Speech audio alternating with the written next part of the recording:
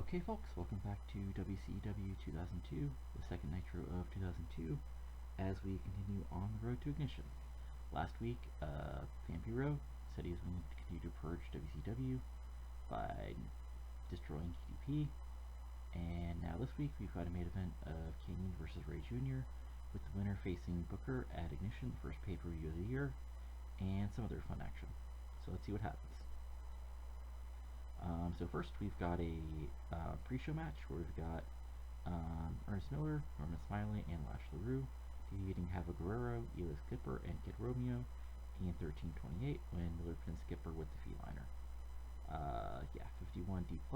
Again, it's a pre-show match. Get people on the card who didn't wrestle and who don't really have a storyline. Smiley's not bad. Chavo's again was just a cruiserweight champion. But yeah, not too terrible. Except Lash LaRue is not suited to his gimmick. Oh well.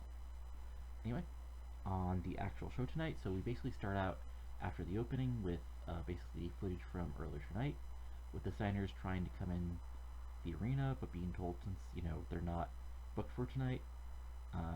WCW said that they don't want them getting involved in the main event because Steiner's still upset about losing the world title. So they're saying they're stopped from coming in. So basically, both been walk off upset, but Steiner mentions getting his freak on. A 7B plus because Scott Steiner's still insanely charismatic. Then we start off with the actual show with basically Billy Kidman coming down to the ring, saying he's the U.S. champion now. He wants to be a defending champion, so anybody in the back who wants a shot at the title, thinks they, weren't getting a fair shot before, go ahead and come on out. So we got Hugh Morris coming out, and that's our first match of the night, 63C minus, or 63C, and yeah, this was just a quick promo with Tori. So in the actual match, actually a very good match. Wow, this is a lot better than I thought. Anyway, Billy Kidman defeats Hugh Morris in 7-8 by pinfall with a shooting star press, and he makes his first defense of the U.S. title. This is actually really good considering Kidman only got a 64 and Morris got a 52. And Morris is not suited to his gimmick. Anyway, we come back from commercial. Kidman's with Tori backstage. Flair confronts him, says he's a paper champion. Asks Tori if he ever wants to be with a real 60-minute man. Ric Flair doing Ric Flair things. And it's almost like we're setting up a feud for the pay-per-view or something. Weird. Anyway, next up we've got a sort of tag team match where Kaz Hayashi and Yashiro Terishiri defeat the quasi-America's Most Wanted, who aren't America's Most Wanted yet, in 4:22 when Tajiri defeats her by pinfall with the Brainbuster. So, hey, how about this? Kaz and Tajiri have excellent chemistry teaming together. I'll put that in the back of my head for later. But yeah, Tajiri got 53, Kaz got a 62. But yeah, this is basically like a quick squash to get both guys on TV and show they're both good baby faces. We follow that up by them having a stare down because they're having a match at Ignition for the Cruiserweight title, but then after a moment they both bow to each other. Next up, we've got Ray Jr. with Konnan doing a backstage promo about tonight's main event, saying Ray Jr. has been held down for so long. He's always been one of the best, wrestlers in WCW, and now after tonight, after he beats Canyon, he'll be getting the world title shot at Ignition with Booker. Next, then we've got basically an extremely short match. Sean Hare basically doing kind of the same thing Trick Williams did last week, and beating Mike Sanders in 5:25 with the Widowmaker. 62C, solid match. And by the way, the Ray Jr. promo got like a 73 anyway. So basically O'Hare's in the ring.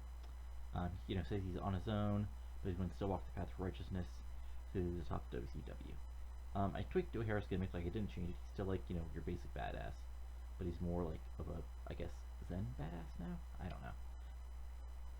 Anyway, 64C, he's on his own, and he's forging his own path in WCW.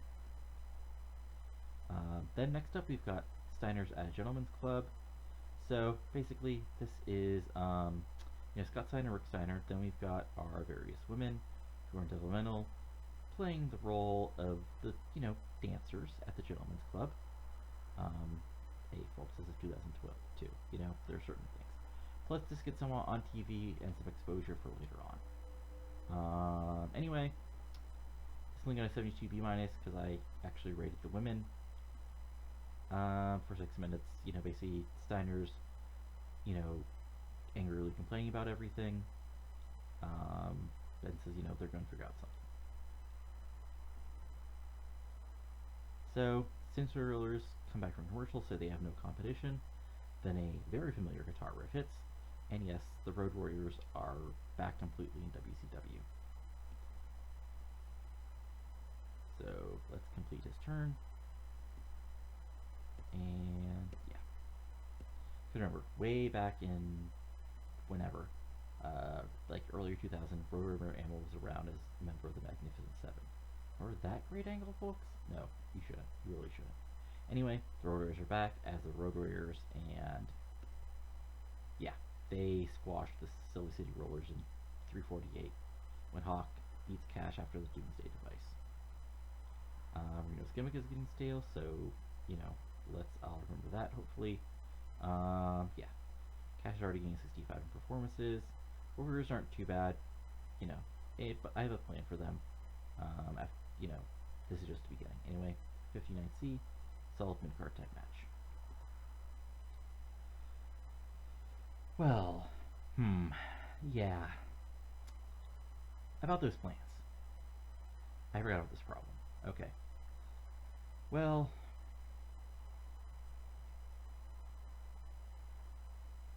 okay. Yes, I get it. Okay. Well, maybe they'll have a much shorter run. Jesus Christ, Hawk. I brought you in. Okay. Anyway, backstage promo. Canyon's with Joni. Heel promo. Canyon being an arrogant prick. Real good 83B plus promo. Says he's, going to beat up on a little pipsqueak like Ray Jr. Going wishy, was back in Mexico with his mask, by the end of the night. Anyway. So another tag match, we've got Jindrak and Stasiak defeating Air Raid of Styles and Air Paris in 5 minutes when Stasiak defeats Air Paris, by pinfall, 61C.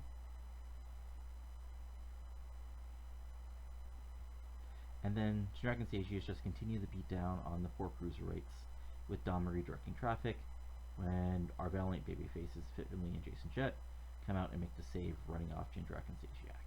Again, it's almost like I'm building up to something. Oh, and I got a 54 C minus. Anyway, Steiner's at the club again. Scott has a stripper on his lap, but he gets so upset that he just throws the stripper off his lap.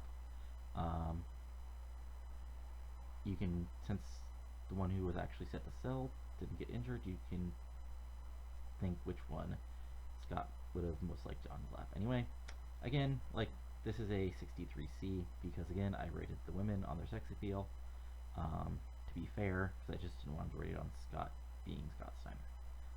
But anyway, they sort of were off. At this point, they're leaving the Gentleman's Club. So, Alex Wright defeats Shane Douglas, 802 by pinfall. This is basically kind of a revenge match because Shane Douglas beat Wright for the U.S. title. Now Wright has got his pinfall back. Actually a very good match. Anyway, Wright gets the pin, and then as Wright is celebrating, he turns around, and hey look, it's Jeff Jarrett, Shane Douglas' Horseman teammate, and kabam, guitar shot. He's laid out, both of the heels laugh, and then run off, 65C. Quick, coming back for the main event, Booker T's going to be guest commentator, so he shows up. And now in our main event, Super Wrestling, Great Heat.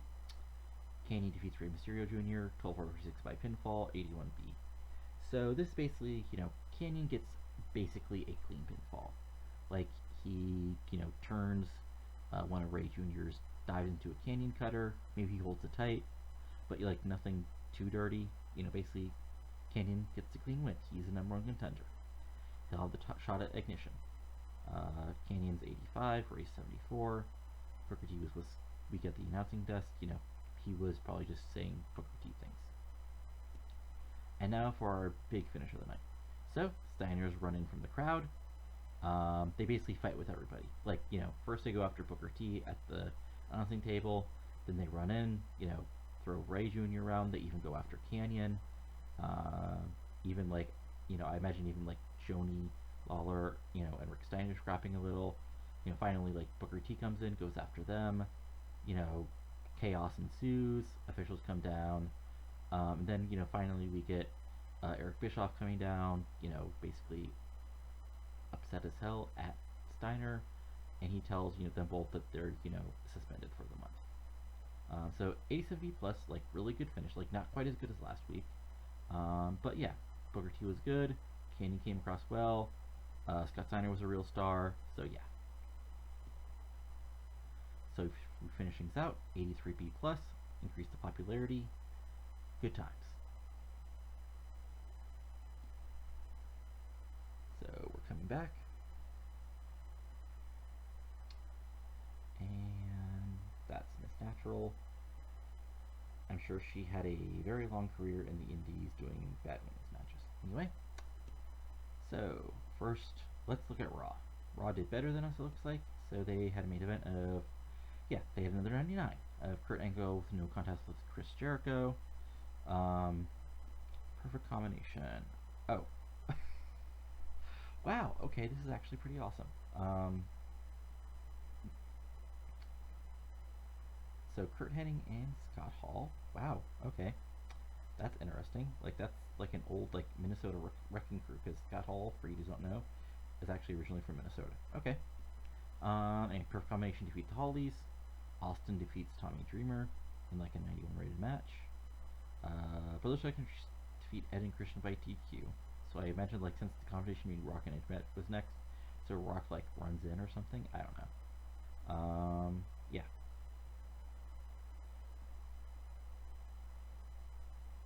So now let's see here. Hawk, what are we going to do with you? Anyway, Hawk, okay, let's fine and fine. Let's look at email. Yeah, again, this is just everybody, trying to come back from developmental. And Rick Steiner's, wants to be booked more strongly. Sorry, Rick, you're only employed because Scott Steiner's around. Scott Steiner doesn't think Mark Jindrak is charismatic, because of course he doesn't. Reno and Cash is annoyed because Hawk was wasted. Totally understandable. And Hawk thinks Cash doesn't connect with the fans, probably because Cash is not roided up and like 280 pounds. Okay. So, next week, another Nitro. We're on the road to Ignition. Canyon's the new #1 contender. Scott Steiner suspended for the month. Ric Flair wants a shot at Billy Kidman. We're either going to see the return of GDP or Vampiro doing more Vampiro things. Yang and Noble are still #1 contenders for the tag titles. Kaz and Tajiri are on a collision course for the Cruiserweight title, and I'm sure more things will happen. So, leave a like, leave a comment, keep on watching, let me know what you enjoy, what you want to see more of, less of, whatever. Talk to you later.